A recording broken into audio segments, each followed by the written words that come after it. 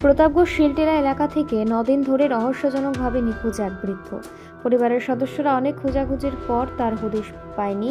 পরবর্তী সময় মহারাজগঞ্জ ফাঁড়িতে লিখিত অভিযোগ দায়ের করেন। জানা গেছে, ওই বৃদ্ধ গত 9 দিন আগে মহারাজগঞ্জ বাজারে কীর্তন দেখতে গিয়েছিলেন নিরঞ্জন দাস নামে ব্যক্তি। তার বাড়ি প্রতাপগড় শিলটিলা এলাকায়। ওই দিন পরিবারের অন্যান্য সদস্যরাও কীর্তনে গিয়েছিলেন, কিন্তু সকলে বাড়ি ফিরে আসলেও নিরঞ্জন দাসের আর বাড়ি ফেরা হলো না। তিনি বাড়িতে না আসার পর পরিবারের সদস্যরা অনেক খোঁজাখুঁজি করেন। পরবর্তীতে অনেক খোঁজাখুঁজির পরেও তার সন্ধান পাওয়া যায়নি। শেষ পর্যন্ত নিখোঁজ হওয়ার বিষয়টি নিয়ে মহারাজগঞ্জ ফাঁড়িতে লিখিত অভিযোগ দায়ের করেন পরিবারের সদস্যরা। অসহায় স্ত্রী স্বামীকে খুঁজে দেওয়ার জন্য সরকারের নিকট আবেদন জানিয়েছেন। স্বামী বাইর থেকে রওনা হয়েছে কীর্তনের কথা কইয়া কইছে রওনা হয়েছে আমরা যামো, আমরা আগে গেছে গাতানি গেছে কীর্তনে গেছি, কীর্তন গাতানির পাইছি না ভাই, আমরা কীর্তন টির্তন দেখা আয়া পড়ছি। বাইতে এসি পরে বাইতে আর আইয়েন না। তুই ফুলা মা বাবু আইসি গো, বাবু আমি না রে আইসেন না।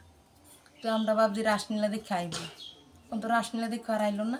পরের দিন সকালে বলা বান গেছে বিচার তো ইয়া বাপের আর বানা এই পর্যন্ত বিচার লই আসছি। কতদিন হয়েছে তাই না আপনার বাড়িতে আইতেছে না? আজকে 9 দিন আছে। 9 দিন হয়েছে না? আচ্ছা, আপনি কি থানাতে কোনো রিটেন্টি করছেন? করছি। আচ্ছা আচ্ছা, আপনার স্বামীর নামটা জানি কি? নিরঞ্জন দাস। আচ্ছা, এখন আপনি কি চাইতেছেন? আমি চাইছি আমার স্বামীর আপনার আইনা দেন। ব্যুরো রিপোর্ট, দৈনিক প্রহর।